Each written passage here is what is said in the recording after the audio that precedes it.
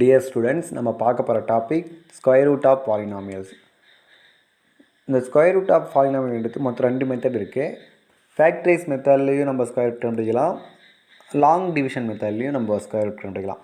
நம்ம இப்போ பார்க்க போகிறது ஃபேக்டரைஸ் மெத்தடில் பார்க்க போகிறோம். First method, find the square root by factorisation method. அதில் எக்ஸாம்பிள் 3.19 பாருங்கள். Find the square root of the following expressions. அதில் 2 கொஷின் கொடுத்துருக்குறாங்க. வெரி சிம்பிளான கொஷின் தான், நல்லா ஞாபகம் வச்சுங்க. இந்த ஃபஸ்ட்டு கொஷின் பாருங்கள், 256 into x minus a whole power 8 x minus b whole power 4 x minus c whole power 16 into x minus d whole power 20. இப்போ பாருங்கள், இதுக்கு நம்ம என்ன எடுக்கணும்? ஸ்கொயர் ரூட் எடுக்கணும். நம்ம அப்படியே ஒவ்வொன்றா எடுக்கலாம், ஏன்னா எல்லாமே மல்டிவல் தான் இருக்குது, ஒன்றும் பிரச்சனை கிடையாது. ஸ்கொயர் ரூட் எடுக்கணுன்னாவே இது எல்லாத்துக்கும் சேர்த்து ஸ்கொயர் ரூட் போட்டாச்சு. இப்போ இந்த 256க்கு ஸ்கொயர் ரூட் எடுத்தோம்னா 16 வரும். இன்னொன்று தெரிஞ்சுக்கங்க, இந்தமாரி ப்ராக்கெட் போட்டிருந்து பவரில் எதனா நம்பர் இருந்துச்சுன்னா அதுக்கு ஸ்கொயர் ரூட் எடுக்கணும். அப்படின்னா அந்த பவரில் இருக்கிறத அப்படியே பாதியாக ஆக்கிடணும். இப்போ இங்கே 8 இருக்கா, அப்போ 4 போடணும். இங்கே 4 இருக்கா, அப்போ 2 போடணும். இங்கே 16 இருக்கா, அப்போ இங்கே 8 போடணும். இங்கே 20 இருக்கா, அப்போ 10 போடணும். நீங்கள் உள்ளார என்ன நம்பர் இருக்குன்னு பார்க்கணுன்னு அவசியம் கிடையாது. பவர் அப்படியே பாதியாக ரிடியூஸ் ஆகிடுச்சுன்னா அதுக்கு பேர் தான் ஸ்கொயர் ரூட் எடுத்ததாக அர்த்தம். இப்போ ஃபார் எக்ஸாம்பிள் x பவர் 6 அதுக்கு ஸ்கொயர் ரூட் எடுத்தால் நான் வரும் x பவர் 3. இப்போ எக்ஸ் பவர் 10 அதுக்கு ஸ்கொயர் ரூட் எடுத்தால் நான் ஒரு எக்ஸ் பவர் 5. அந்த கான்செப்ட்டில் நம்ம போட்டிருக்கேன் நான். ஓகேங்களா? ஓகே, இதிலே செகண்ட் கொஷின் பாருங்கள். 144 a power 8 b power 12 c power 16 whole divide by 81 f power 12 g power 4 h power 14. இப்போ இதுக்கு ஸ்கொயர் ரூட் எடுக்கணும் அப்படின்னா இது அப்படியே ஸ்கொயர் ரூட் போட்டாச்சு. இப்போ 144க்கு 12 a பவர் 8னா a பவர் 4, அதில் பாதி 12ல் பாதி 6, 16ல் பாதி 8. அதேமாதிரி டினாமினேட்டில் 81க்கு ரூட் எடுத்திங்கன்னா 9, 12ல் பாதி 6, 4ல் பாதி 2, 14ல் பாதி 7. இதே தான் ஆன்சர். இது நீங்கள் அப்படியே என்ன பண்ணலாம், ஸ்கொயர் ரூட் எடுத்துக்கணும் இல்லையா, அதனால் நீங்கள் இந்த மாதிரி மாடுலஸ் போட்டுக்கலாம், ஒன்றும் தப்பு கிடையாது. இப்படிப்பட்ட தான் கரெக்ட். ஓகேங்களா? இதில் எக்ஸாம்பிள் 3.20 பாருங்கள். இதில் 3 சம் இருக்குது. ஃபஸ்ட்டு சம் பாருங்கள் எப்படி கண்டுபிடிக்கிறேன்னு. அங்கே கொடுத்துக்கிற கொஷனுக்கு அப்படியே நான் ஸ்கொயர் ரூட் போட்டாச்சு. இது வந்து எந்த ஃபார்மேட்டுக்கு நான் கொண்டு வரேன் பாருங்கள். இந்த 16x ஸ்கொயரை 4x ஹோல் ஸ்கொயர்னு கொண்டு வரேன்.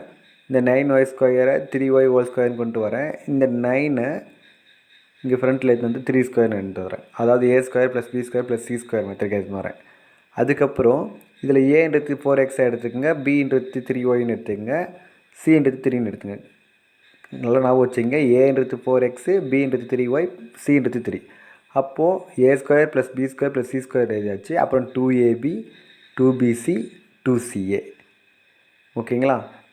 இங்கே பார்த்தீங்கன்னா 3y எண்ணை மட்டும் ஏன் சார் மைனஸ் போட்டுக்கிறீங்க அப்படின்னு பார்க்கும்போது நான் என்ன சொன்னேன், இந்த 3yன்றது பின்னு சொன்னேன். அப்போ இங்கே பாருங்கள், இந்த இடத்த b ஆண்டை மட்டும்தான் மைனஸ் வருது, y ஆண்டை மட்டும் தான். அப்போ b வர இடத்துல நான் மைனஸ் போட்டு வச்சுருக்கேன். ஓகேங்களா? அப்படி போட்டுட்டோம்னா உங்களுக்கு என்ன இது மாதிரி வரும். கரெக்டுங்களா?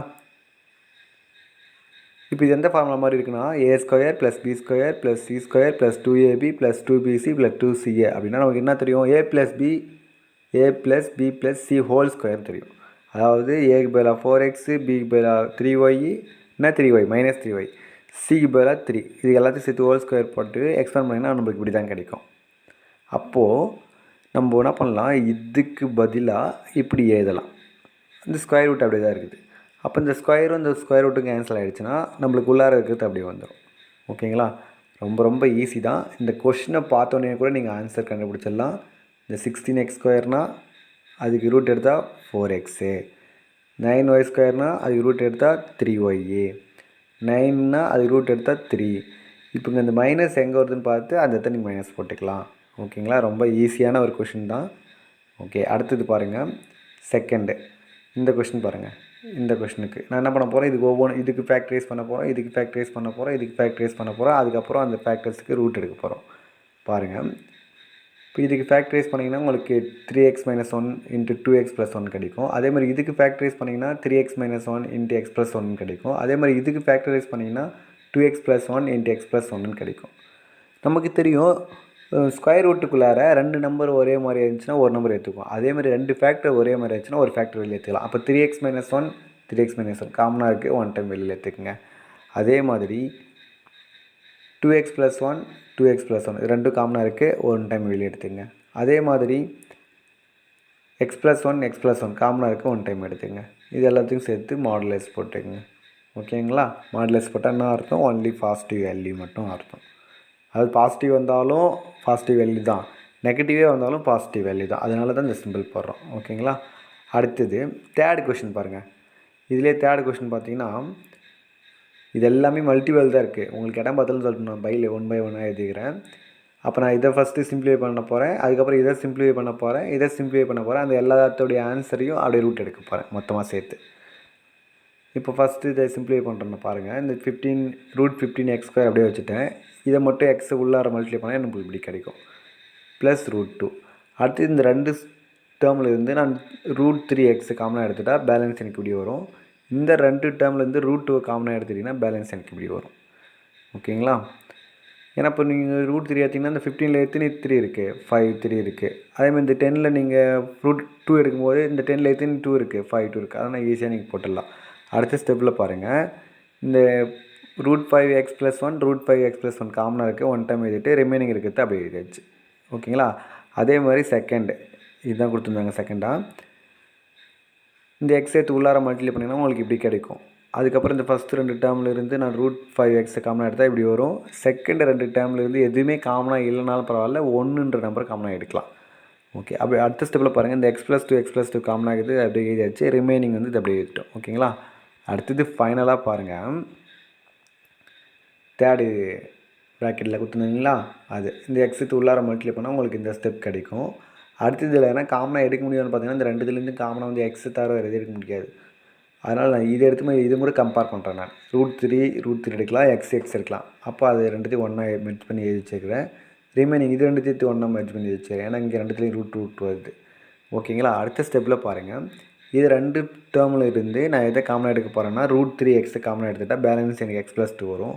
அதேமாதிரி இந்த 2 டேர்ம்லேருந்து நான் √2 காமனாக எடுத்துகிட்டா பேலன்ஸ் x+2 வரும். அடுத்த டேர்மில் பாருங்கள், அடுத்த ஸ்டெப்பில் பாருங்கள், x+2 காமனாக இருக்குது, ஒன் டைம் எழுதியாச்சு. பேலன்ஸ் இருக்கிறது அப்படி எழுதிட்டோம். ஓகேங்களா? இப்போ 3த்துடைய ஆன்சரும் எடுத்து ஃபஸ்ட்டோடைய ஆன்சர் இது, செகண்டோடைய ஆன்சர் இது, தேர்டோடைய ஆன்சர் இது. நம்ம ஏற்கனவே சொல்லியிருக்கிறேன், ஒன்று ஸ்கொயர் ரூட் எடுக்கும்போது ரூட்டுக்குள்ளே ஒரே மாதிரி ஃபேக்டர்ஸ் இருந்துச்சுன்னா, அதாவது 2 ஃபேக்டர்ஸ் ஒரே மாதிரி இருந்துச்சுன்னா ஒரு ஃபேக்டர்ஸ் வெளியில் எடுத்துக்கலாம். அப்போ √5x+1 √5x+1 2 டைம்ஸ் இருக்குது, அப்போ 1 டைம் எடுத்தாச்சு. அதே மாதிரி √3x + √2 √3x+√2 2 டைம்ஸ் இருக்குது, அப்போ 1 டைம் எடுத்தாச்சு.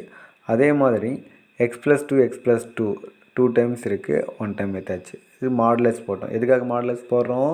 ப்ளஸ் வேல்யூ வந்தாலும் ப்ளஸ்ஸு, மைனஸ் வேல்யூ வந்தாலும் ப்ளஸ்ன்றதுக்காக இந்த மாடுலஸ் வேல்யூ போடுறோம். ஓகேங்களா? இது வரைக்கும் நம்ம பார்த்தது ஸ்கொயர் ரூட் சம்லாம் பார்த்தோம். இன்றைக்கான ஹோம் டெஸ்ட்டுக்கான கொஷின் பார்க்கலாமா? ஓகே, ஹோம் டெஸ்ட்டுக்கான கொஷின் பாருங்கள். எக்ஸைஸ் 3.7ல் ஃபஸ்ட்டு ரோமேட்டர் ஃபுல்லாகவே ரொம்ப ஈஸியான கொஷின் தான். இந்த மாதிரி கொஷின்லாம் உங்களுக்கு ஈஸியாக தெரியும். அந்த 400க்கு டேரெக்டாக ரூட் எடுக்கிறீங்க, பவரில் இருக்கிறதெல்லாம் பாதியில் போடுறீங்க.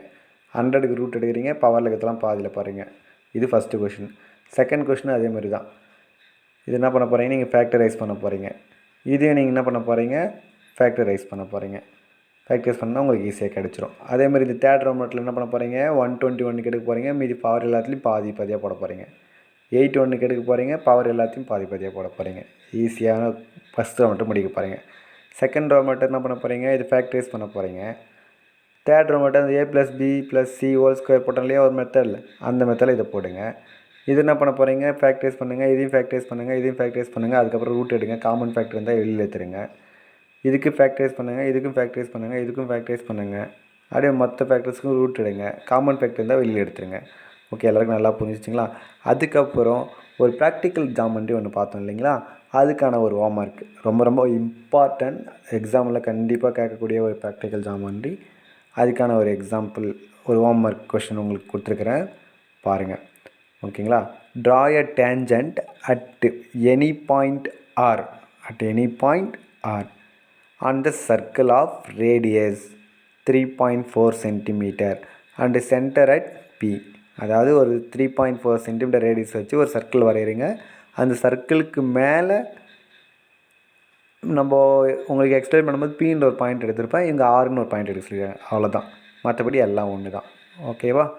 இப்போ இந்த ஹோம் டெஸ்ட்டுக்கான கொஷின் ஆன்சர் எழுதி எல்லோரும் சென்ட் பண்ணுறீங்க. ஓகே, எதனா டவுட் அப்படின்னா அந்தந்த கிளாஸில் அந்தந்த மேக்ஸ் சாருங்கிட்ட நீங்கள் டவுட் கிளியர் பண்ணிக்கலாம். தேங்க்யூ.